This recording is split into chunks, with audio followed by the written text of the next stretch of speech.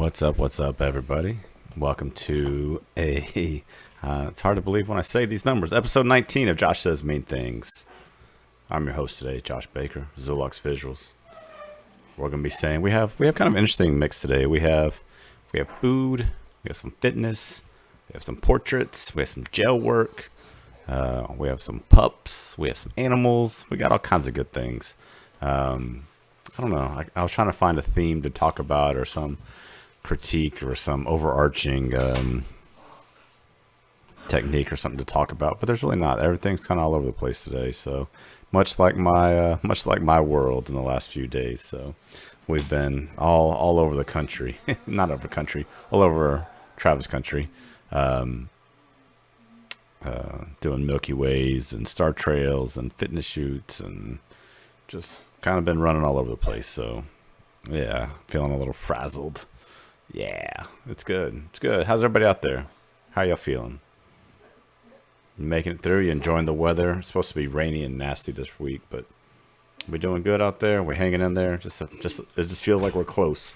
Just feels like we're close to being able to be humans again. So I'm excited to see y'all in person.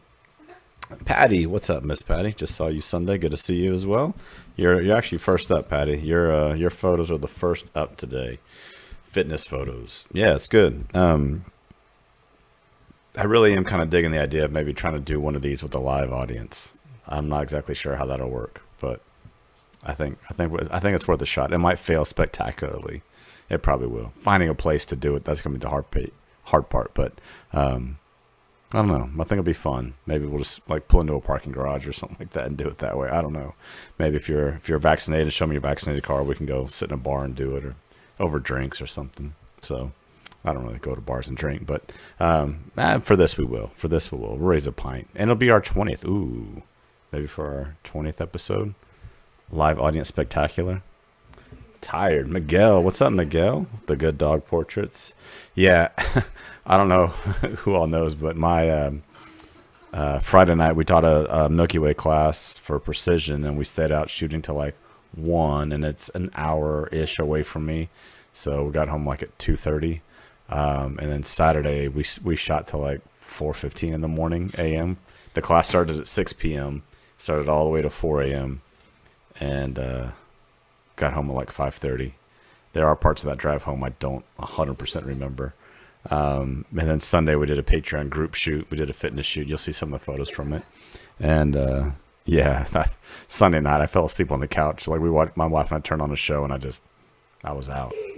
I hit the lights, so I did not want to wake up.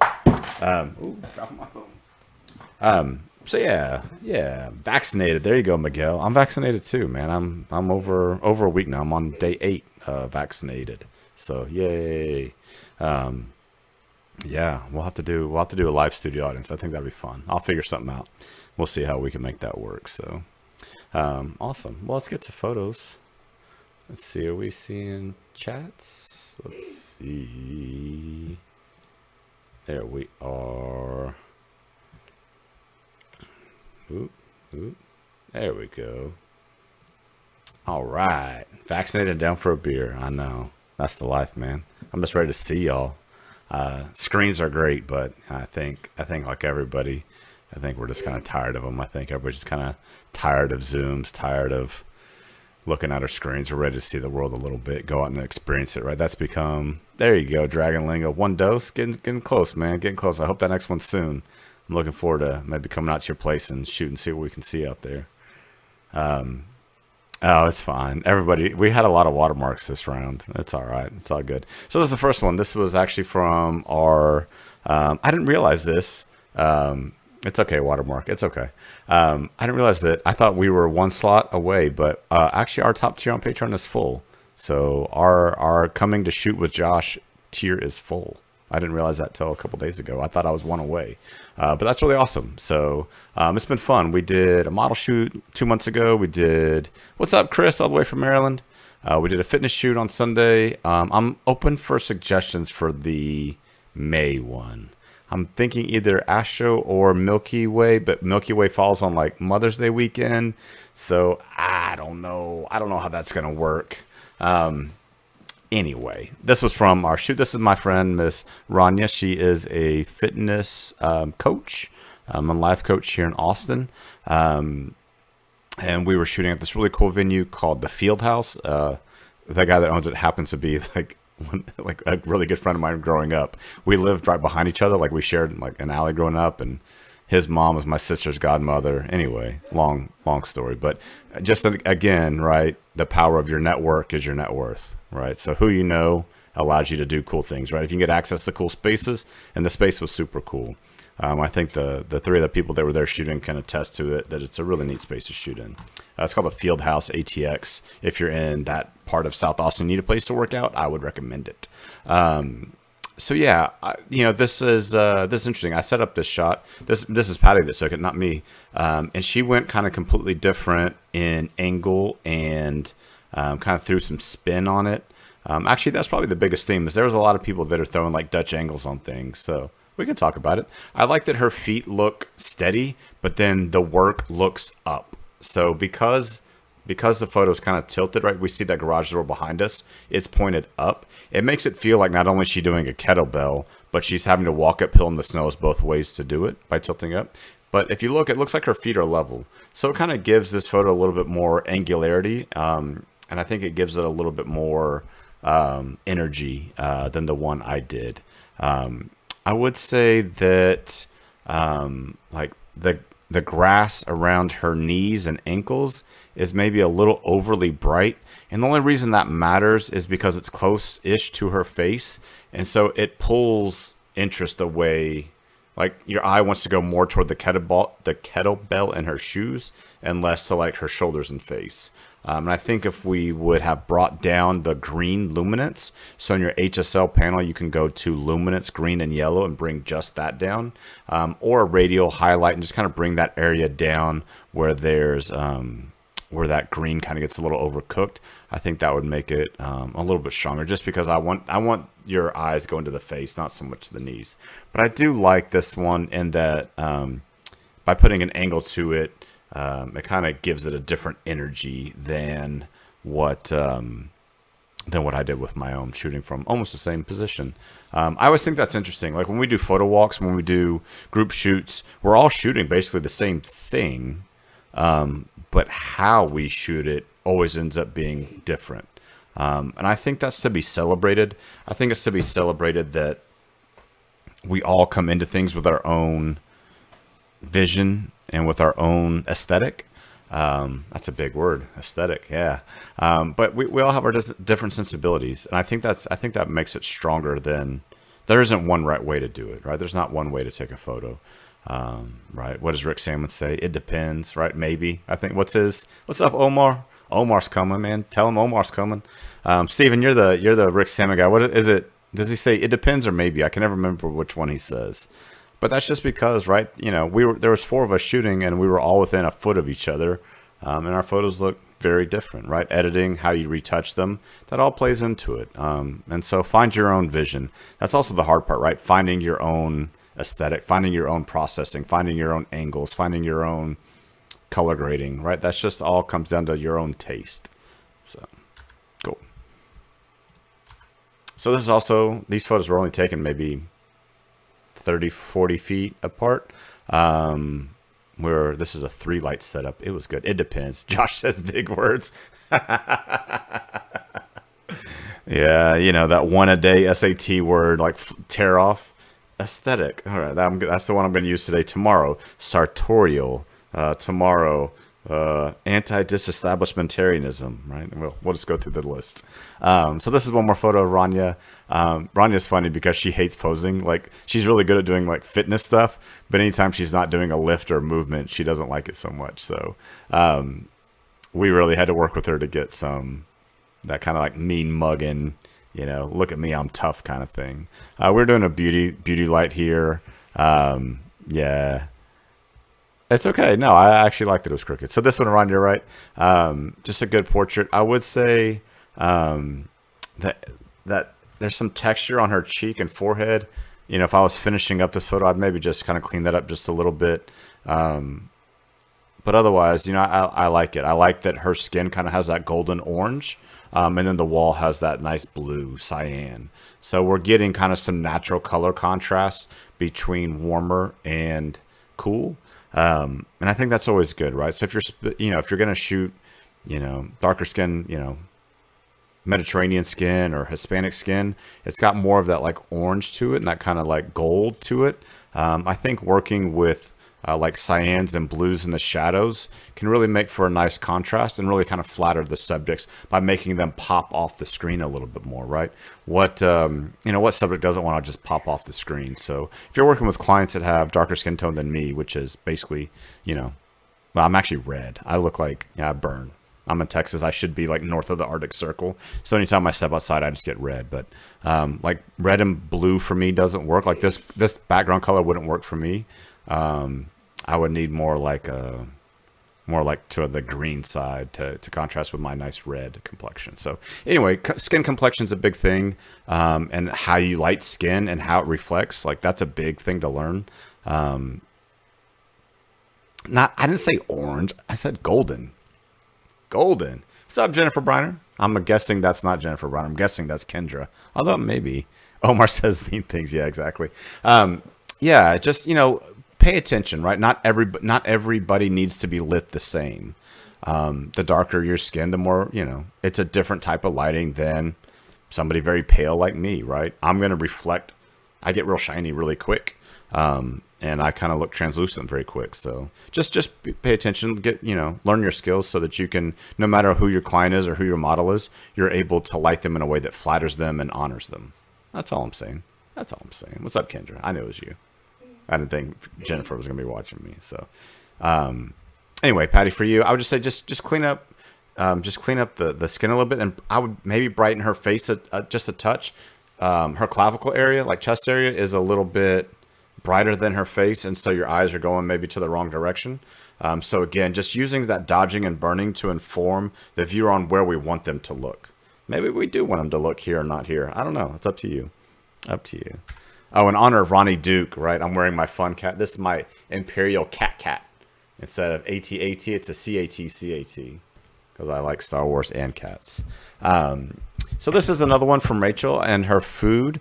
I can't help but think this is a weird parallel. All right, we're going to go for Josh and a stretch. But this photo of this fizzy drink with statuesque Topo Chico bottles reminds me of the very famous scene of Marilyn Monroe walking down the steps escorted by guys in tuxedos. Is that a stretch? Are we going with there? Was it Gentlemen Prefer Blondes, I think? I think that's the movie. Correct me if I'm wrong, but I think that's the Marilyn Monroe movie.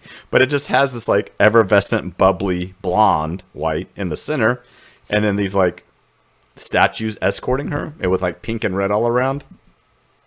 Does that make sense? I don't know if I'm crazy here, but I love that there's this pink background with the green of the limes. Right, that's a fun color contrast, and really good job of making that glass feel effervescent. Right, making the bubbles like bubbly.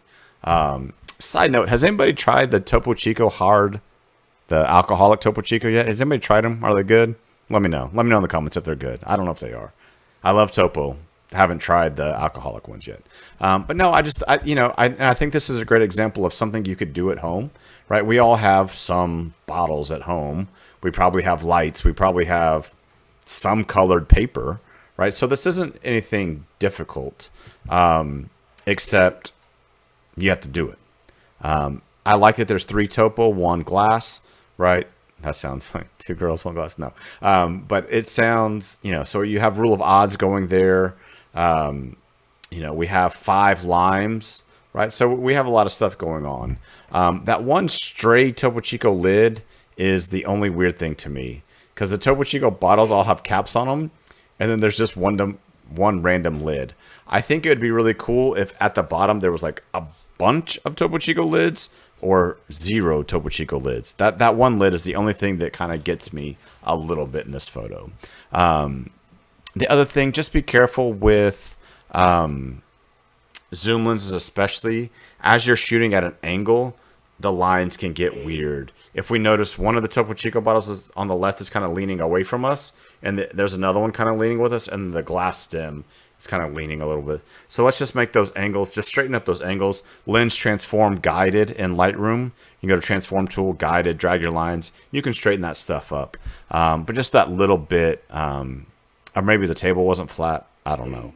But this is also why people use tilt shift lenses, so they can shoot at an angle, but then correct for distortion. So I very much get why people would have like a 90 macro tilt shift. You have a ton of Topo lenses. I do too. Although lately I've been drinking a lot of Waterloo. I don't know. I've been drinking the Waterloo Black Cherry. Sponsored. No, I wish I was sponsored. Y'all are my sponsors. It's awesome. So yeah, anyway, I just really like this one. I really like the bright feel. It definitely has that like 70s Southwest Airlines kind of vibe to it, right? That kind of anything goes. Yeah, it's good. Good job, Rachel. Keep shooting some more stuff like this. It's good practice, right? It's really good to work on. You know, shoot the stuff you want people to hire you for. I was talking to somebody, I don't remember who I was talking to. Like, man, the clients keep booking me for things they've only ever seen me do. And that's the challenge, which is then you have to go out and on your own shoot something different than what you've done if you want to shoot things different than what you've already done. So shoot on spec, shoot for some like make your own ads, right? Do your own editorial content. And then people can start seeing that that's something you can do, because nobody's going to hire you until they've seen that you can do something. That's just the way it goes. All right. This is weird. This is another one where I was right there. This is me in our kimono shoot, shooting against a projector. And this was shot at Summer Crazian's house. Crazian's awesome. I hope you're listening, Crazian Tech. Because this was really fun. This headdress was made by Kate Kubala of Silk and Glow. Really cool headdress. It was made with zip ties. Like, if you look up close, it doesn't look anything like what it does wearing. The details, you're like, oh, that's all it was? Okay. But it's very cool shoot.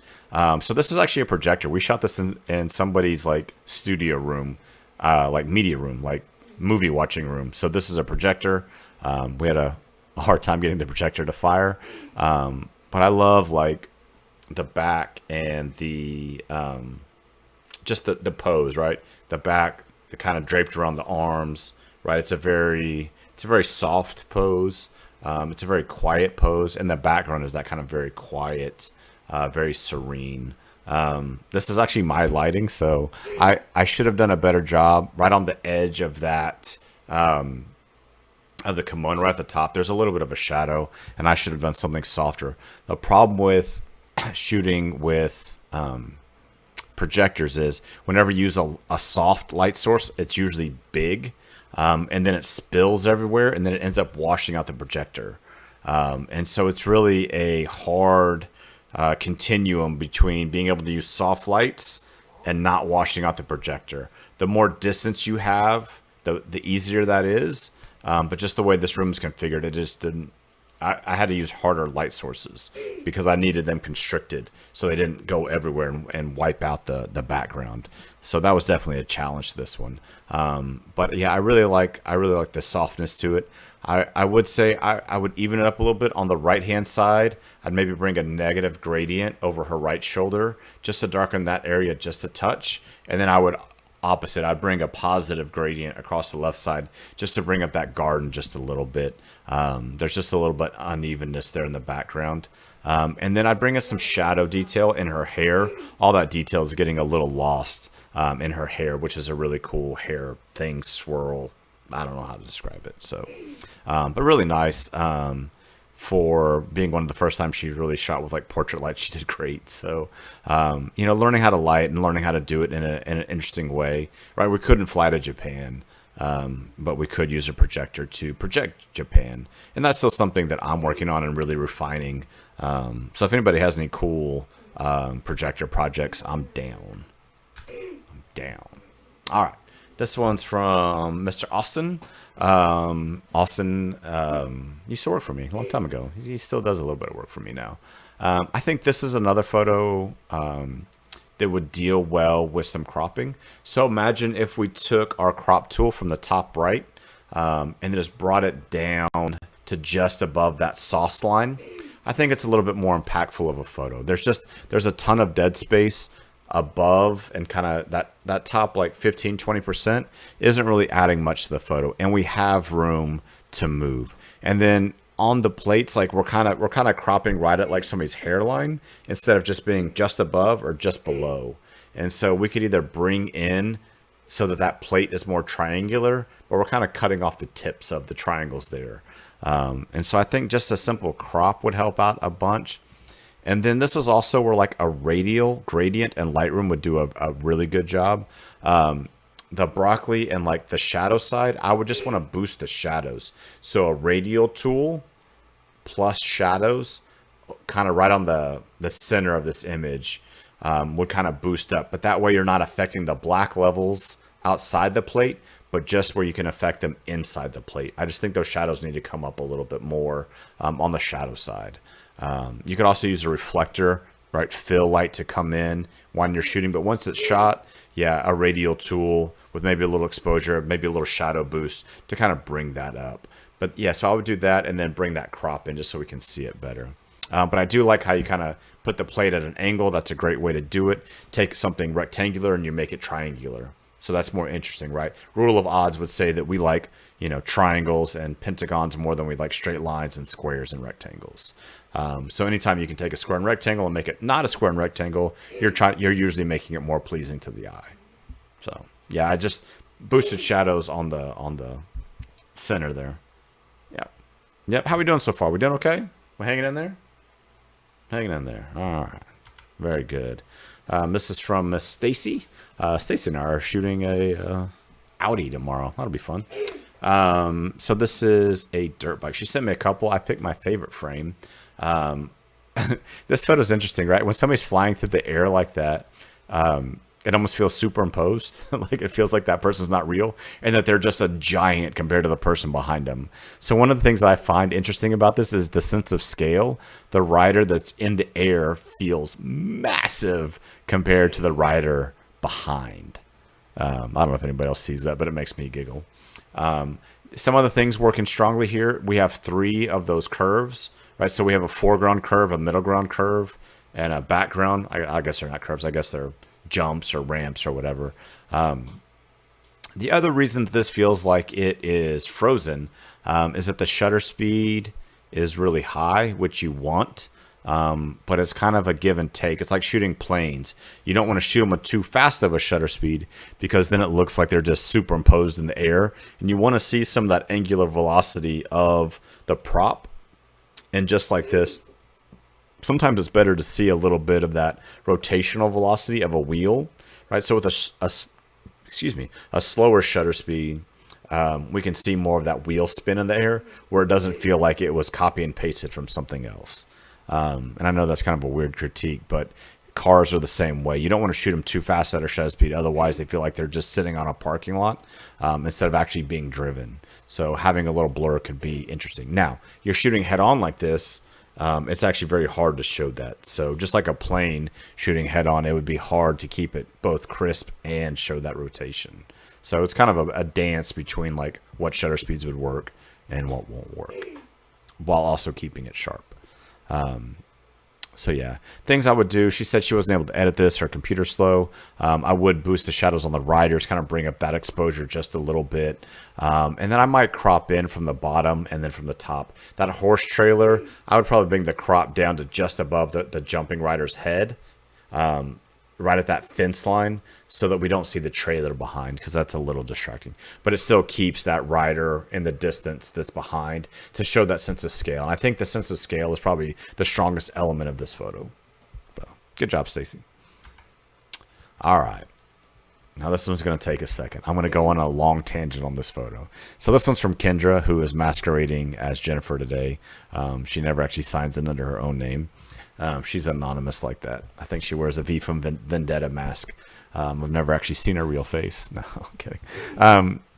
So her question for this one is, hey, I was shooting an art exhibit and there was people there, and part of my assignment was to shoot the art and part of it was to shoot the people.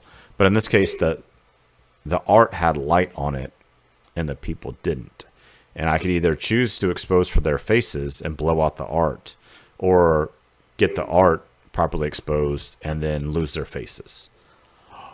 Now, this is a great question. It comes up in many ways. So one of the reasons that cameras aren't as good as the human eye, they just can't see as much data, right? Our eyes can see something like 2 to the 22nd in data. And the best cameras can see maybe like 2 to the 13th, 2 to the 14th. In these settings, it's probably closer to like 2 to the 11th at these ISO settings that I'm guessing they were at. So, right, we're really losing dynamic range versus what our eyes can see, because our eyes can see this fine. So how do we translate? The question really is, how do we translate what our eyes see into something that our camera can see, so that we can deliver it to a client, right? And showing both the person and the art, right? And having them both exposed.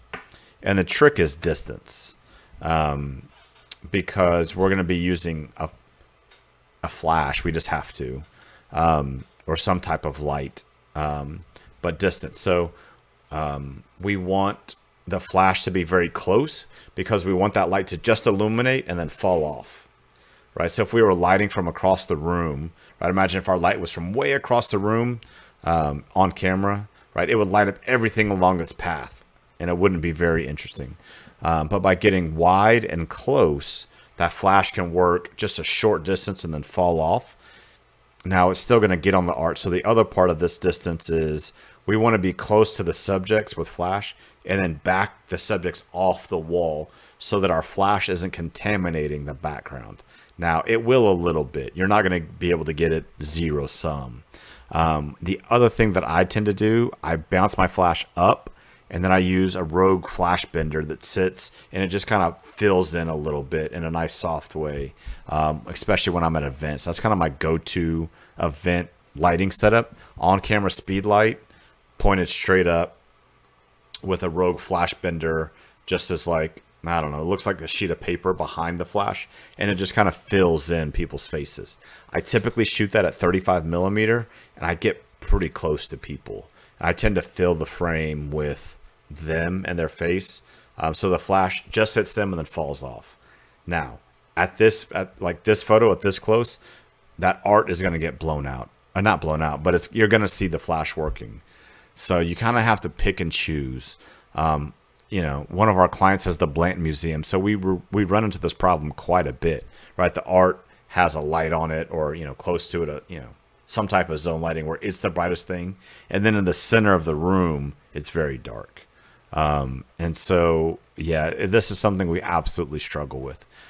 The other thing you can do is find pockets of light and, work with that. Another thing you could do, if you had a flash up higher and angled down so that the shadows are falling behind, like to the floor instead of directly at them, where the shadows are going to go onto the wall. So by getting the lights up a little bit and close, you could also use like a light wand or like an ice light and just have it, right, just kind of hold it above and close to where that light's really close to them, and then it falls off, but then the shadows go behind them. Is that making any sense? But some type of light close and preferably a little bit higher is gonna help. And so the way to do that is you expose for the artwork, and that's your camera settings. And then your flash fills them in just that little bit more to get them more of an even exposure. But you want a softer light, not a direct beam of light. Yeah, good question. That's a big skill. There's a lot of finessing going around with that. Some of it is knowing where you can shoot and where you can't to get a good thing. The other thing is to kind of quarter them off. So if we move these people to the left of the art, and so the art might be on the right side, and then we can flash the people on the left. And then with that flash bender, I just spin it around a little bit to flag the flash from hitting the art. So instead of shooting them on the same plane, we can put the art to one side and the people to the other. We can flag off our flash with that flash bender, so it just hits the people and stays off the art. That'd be the other thing I would do. And shooting wide is going to help there as well, because you can kind of see both then. Yeah, really great question. Really great question. It takes It takes a lot of practice to get that right. It really does. There's just a lot of finessing you have to do and managing the situations. Ooh, that was a tough one. That was a tough one. I feel like I lost some people there. I feel like I lost some people on that one. Sorry, but it's a great question because it's very valuable information to know. All right, now we have this amazing portrait of, I don't know the name of the pup, but man, this looks like a good boy, right? You just want to scratch this dog's ears and just like throw him a ball and be like, "Oh, you want to play? You want to play? Let's do it." Right? Just that very fun. Look at that tongue. Look at those jowls. That's awesome. I really love this photo. It's great. So if I owned this dog, I would want to have a big print made by Miguel hanging on the wall of this. The only thing that I would change is that you can see a little bit of the pillow in the lower right. If you look right where the logo, the watermark is, you can see this like pattern pillow. And I would just paint that back to the same color as the background. We really want to keep the focus on the dog, and there's just a little bit there. You would notice it more if the watermark wasn't there. I just love this expression. I love the lighting. It's filled in so much. Oh, Miguel. Omar wants to know what type of dog this is. But yeah, it's super sharp. There's this really great catch light in the eyes. And then you have this like really cool like rim of like amber in the eye, and it's really neat. And then the nose, just you see so much texture to it. And this tongue, man, this tongue is just like drooling. He's waiting for some treat or something. But yeah, it's cool to get this close portrait of a dog. Like most of the time we get full body shots of dogs, right? Or in action or running. But to get this close, it's a little bit different, right? We don't see this well lit close up portrait very often. Like this is more rare than maybe you might think. So I really like it. I'd really love to see it, what it would look like printed up. But yeah, I would just get rid of that little bit in the right hand side. There's just that little bit of texture there that's kind of a little bit distracting, right? We're going for that really great like fine art portrait. So it's all going to be, it's all got to be really well done to really sell that part. Is the details of the nose necessary? No, I think there's good detail in the nose. Like I think it looks good. I don't think it's something that's needed, but just the way this is, right? The focus is on the eye, but there's good texture in the nose. And that's really what I just like that there is there. Yeah, I'm guessing you shot this with your 645, Miguel. Am I correct there? You shot this with the 645 up close.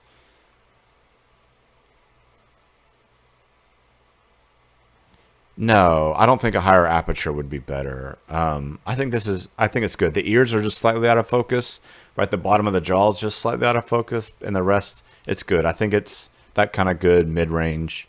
I don't know what your settings were, but I wouldn't change. I wouldn't change your aperture at all on this. It's got good background separation, but it's not like, oh, you're shot it for A7? Okay. But it's got good, yeah, it's good. There's enough detail. If you shoot portraits this close, too wide open, it gets, the nose gets too out of focus, right? You shoot it at f2, the nose is gone and then just the eyes. And that's not really what you're going for here. I think what you did was right. So.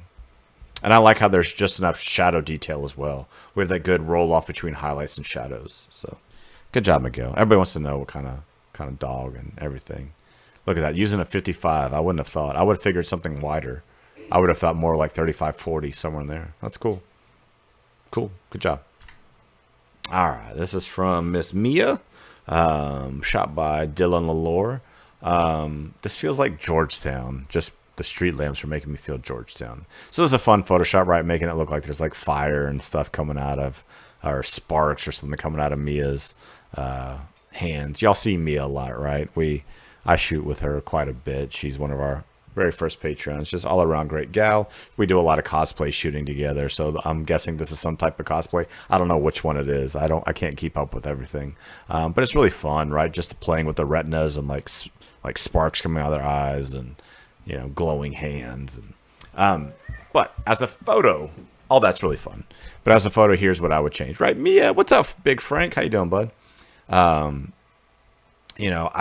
That left hand cropped at the pinky, that's kind of a no-no. I would bring that crop either more in or a little more out, right? More in or more out. That's kind of caught right in the middle where we're losing some fingers there. And then like on her face again, I'd want a little bit more exposure just brought up there.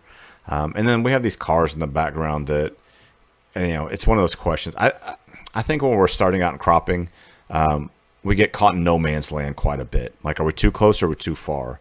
And this one feels like that, right? Where it could either be pulled back and it's supposed to be Mia in the environment, which is fine, or it's supposed to be just her. Either of those would be okay. But here it feels like we were trying to not show the environment, but we did, and then we lost fingers along the way. That's always dangerous. You don't want to lose fingers. It makes hard holding a camera. So just kind of be cognizant of like what's in your frame. Are you trying to show things? Are you not trying to show things?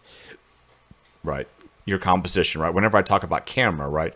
Composition, ambient, main light, edge light, rim light, action. Composition is the first thing for a reason, right? What are you putting in your frame? What are you not putting on? Because that tells you what lens to use, what lights to use, what ambient to include, all of those things. So the Photoshop here is fun. Mia's fun. I would just pull back. I'd either pull back a little bit or crop in a whole bunch. Those would be my big suggestions there.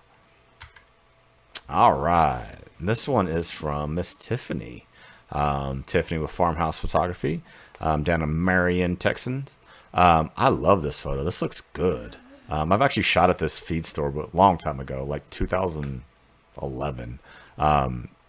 Okay, so here's the one thing I don't like. Y'all know me. I don't like vertical lines that aren't vertical if they're supposed to be vertical. So that right edge over there, the right edge right where it says ACO feed, I just want to fix that vertical just a little bit. So I asked her what her settings were. She shot this with a 135 f2, the classic Canon portrait lens, which is just beautiful here.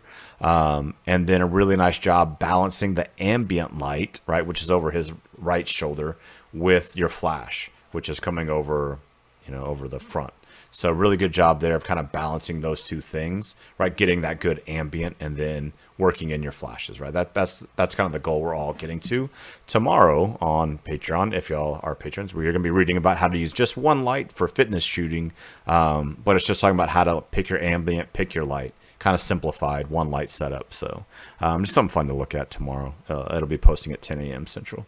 But yeah, I love this, right? We kind of got a country boy, cowboy hat.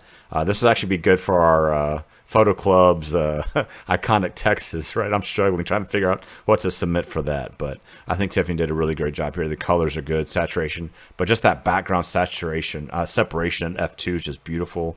I really like that 135 lens. So good job there, Miss Tiffany. I love this photo. The only thing I would change would be I would just change that right-hand side, just straighten it up a little bit.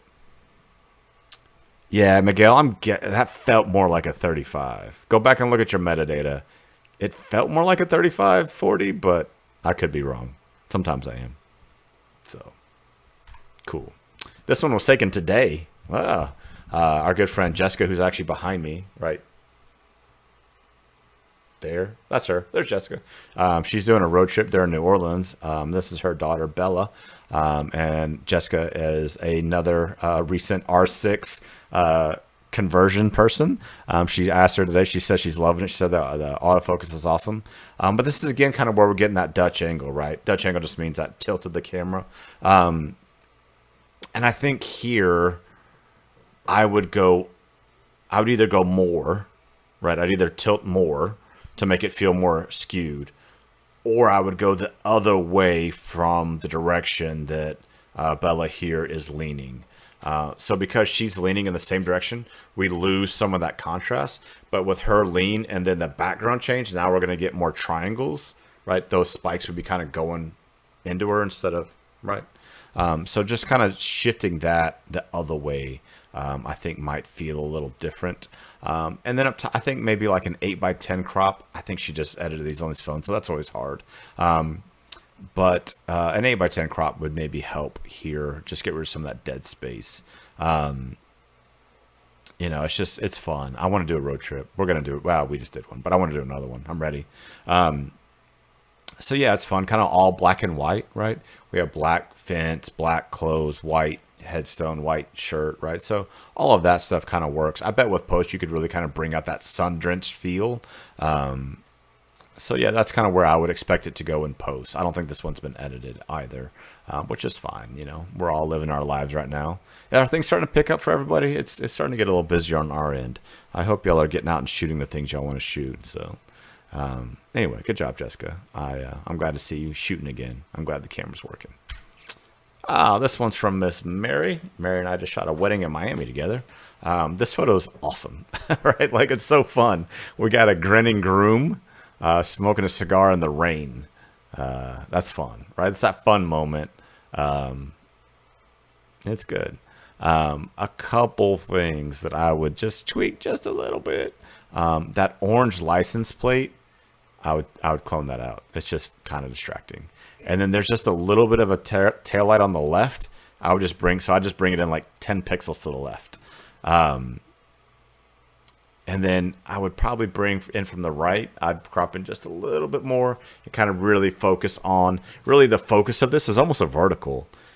So if you take your hands and cover it, it really is almost a vertical photo of groom, rain, and cigar, right? So the other stuff doesn't really add anything. I'm curious what the light from behind was. I'm wondering if it's a video light. And the reason I asked that is if you look at the raindrops, they're long. She told me she flashed this. So the flash, if it was a flash in the back, the rain would have been shorter. It would have been a pulse, not a long. So I'm guessing there was a video light or some type of continuous light from behind, and then a flash to freeze in the front. That's my guess. But I love the way the smoke is blowing, and it goes all the way from the cigar past his neck. So that's kind of cool.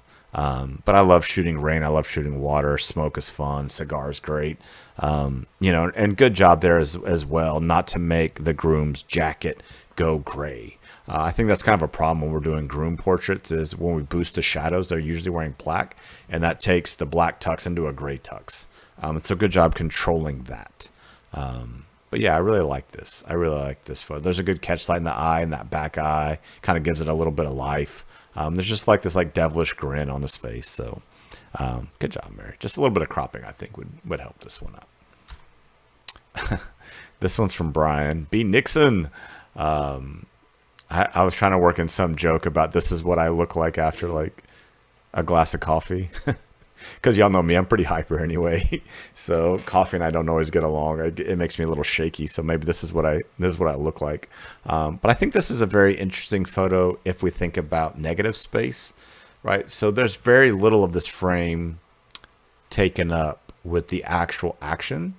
But because it's so energetic, it needs negative space for balance. If this was just a regular portrait, I don't think it would, right? If it wasn't a long exposure, it wouldn't feel right to have this much negative space.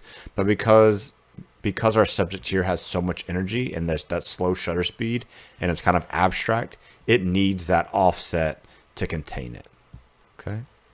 So I'm actually surprised this is not a black and white. Because I think this actually would be a good black and white conversion.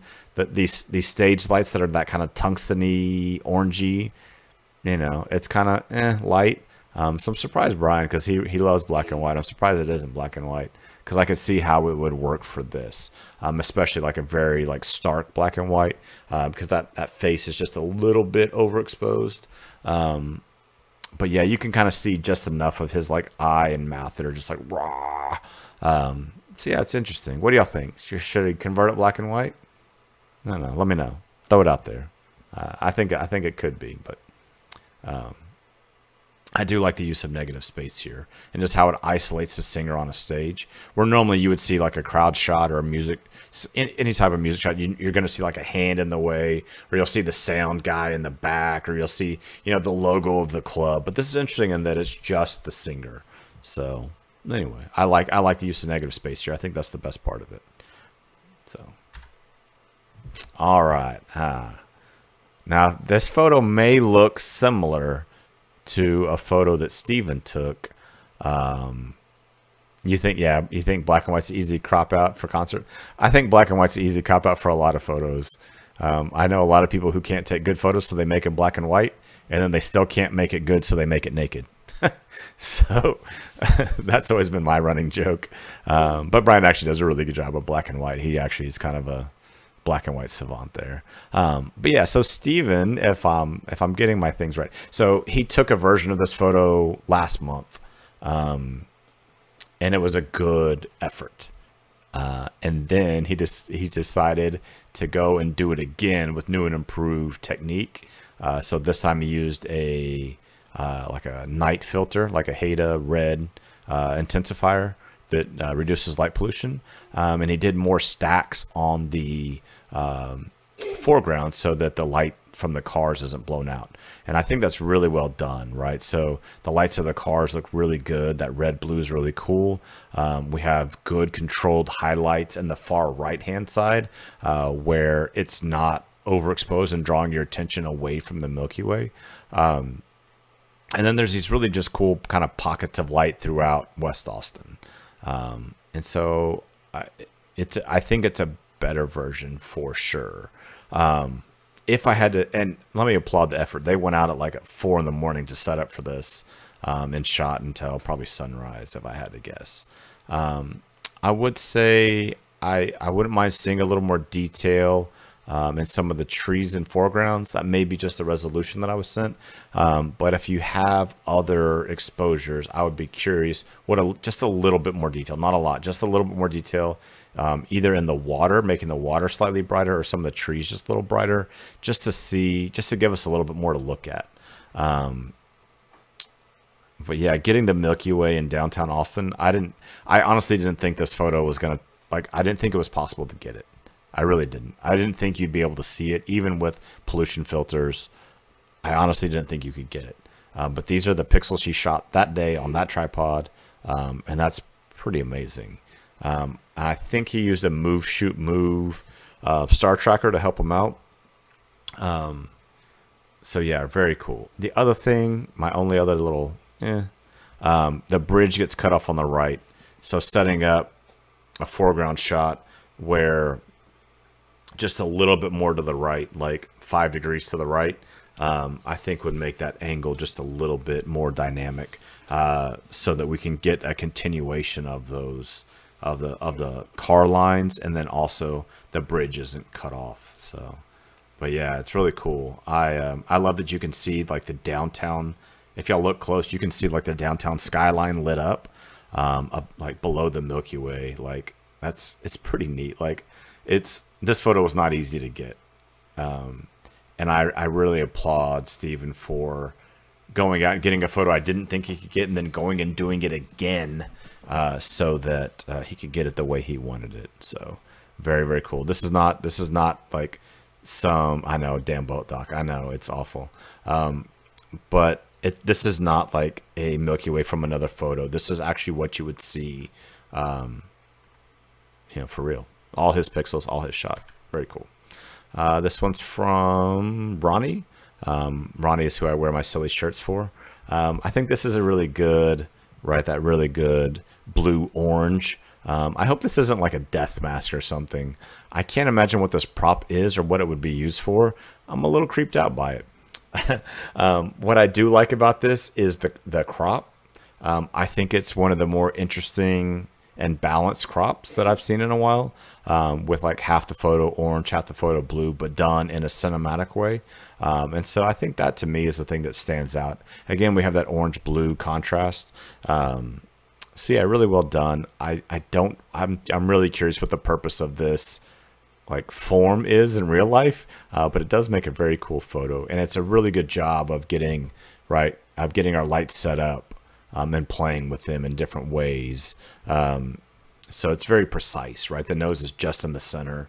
The lights are very orange, very blue, but exactly where they want them. So yeah, it's very cool. I really like this. I don't know that I would change anything in this photo. It's fun. I would say that blue light's maybe a little low, it's kind of coming up because of the shadows, maybe up a little bit, but that's, I don't know. It's fun. I still don't know what the heck those things are for. They're kind of creepy. Can you imagine opening your closet and that thing's looking at you? Right. That's like the next Saw movie yeah, I don't know what those forms are. But it's really cool. Good job, Ronnie. All right, one more from Austin. Doing some promo lifestyle shots for a voiceover actor, and I think this is interesting, right? I think the urge is to move the mic so that we can see both his eyes. But I think it demands us a little bit more to look at it because we don't get to see both eyes. Right, as humans, we don't like it when we can only see one eye. It frustrates us. And so, good job there of being interesting. But also, it puts his microphone front and center, and it really tells the story very quickly of who this person is. Right, he hides behind the mic. He's a voiceover actor. Right, think about that. Right, like telling that story of I'm the guy behind the mic. You only get to see a little bit of me, but here's my microphone, here's my headset. You get, and then I'll bring the energy, right? So I think that's a very interesting way to tell that story. I like the colors, right? We're seeing more gel lights. I love it. Getting that purple and blue, kind of magenta, blue contrast going on, a little bit of red in there. And so that adds some dynamism to it. Ooh, there's another big word, Omar, right? Dynamism. And even over his left shoulder, you can see some of that sound cladding that you would use in like a voiceover booth or a podcast studio. And so I think it's a very interesting way to tell the story of who this person is very quickly. And I'm guessing from talking to Austin, this guy loved this photo and is using it in his materials to market. Hey, listen, if you can take a photo for somebody and they use it and they get value from it, that just increases your value. So good job. Good job. Good job. Awesome. What'd y'all think? That was fun, right? That was a good one. We had some good stuff in there. Good stuff. Good stuff. If there's any questions for me, y'all know y'all can reach out to me via Instagram @Azulox. Y'all can always message me, email me, josh@azulox.com. Yeah, feel free to hit me up with any questions y'all ever have. I'm here for y'all. Yeah, I said on the Patreon tomorrow, we're going to have a one light setup for fitness. That'll be pretty neat. From the fitness shoot we did on Sunday. And then what else do we have coming up? I'm still trying to decide. So hit me up if y'all have any strong ideas on what y'all want to do for May. I'm down. Oh, and then for the next Lightroom Live, I need 4 people to submit me raw photos with their JPEG so that I can do a re-edit. We're going to do live re-editing for next Learn Lightroom Live. So send me a photo that you're struggling with, and I will do live re-edits. Oh, one more thing on top of one more thing. Precision Camera is having their Spring Expo on 7th and 8th. And I'm going to be speaking at both stores on Saturday. So on Saturday, I'm doing a Milky Way talk at the North store. And then at the South store, I'm doing anybody can bring a thumb drive live edit for an hour. We're going to be doing Lightroom live edits live in front of people at the South store. So if you're a Southie, come say hi. I will be there on Saturday, May 8th. So that'll be going out in the next newsletter as well. But I just found out about it. Josh gets fancy. Damn right I'm fancy. Got my cat shirt, Imperial CATs. There's a link at the very beginning of the chat with a link to our merch store. We have some fun designs. We have some more coming out. I'm excited. Steven was rocking the Mode Dial shirt. Let's Get Weird out at Friday night's class. So yeah, it's been fun. It's been fun seeing more of y'all. I'm vaccinated now, so I'm very excited about that. I'm excited that, hopefully soon we'll be able to get together and do more things together. So yeah, awesome. Yeah, Expo's gonna be lit. What's up, Frank? Yeah, it's gonna be lit. So yeah, as always, hit us up if y'all have any questions or feedback. I'd love to hear it. Otherwise, y'all have a great rest of the evening. Go drink some Topo Chico. All right, good night.